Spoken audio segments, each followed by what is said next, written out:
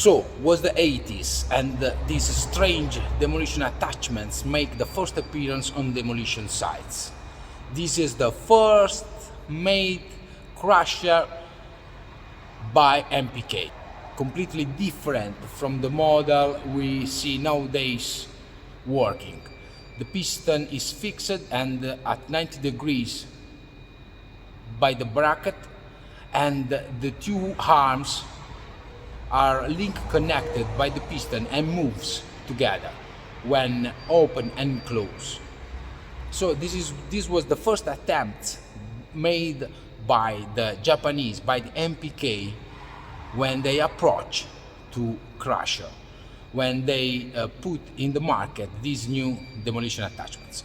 Crusher nowadays are even more important than breakers, and it's important to have a look how the evolution, the technological evolution, move forward. But when we think about the genesis, when we think about the origin of the crusher, we have to point at the first model made by the MPK, S20RI. Is completely strange. There are some ideas, like the arms link connected to the piston, that are completely new and really a step forward for that age technological situation. So I found these attachments in a core covered by the leaves. What attracted me was the color orange. I saw orange metal stuff over there, and so I couldn't help myself to buy it and trade in. Maybe I will not sell these tomorrow, but I have to be honest with you, I don't care.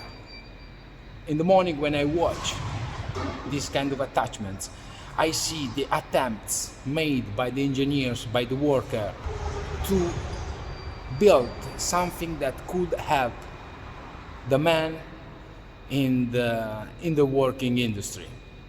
So when I watch these kind of attachments, I remember myself that Rome wasn't built in a day, and it's nice to see how everything started.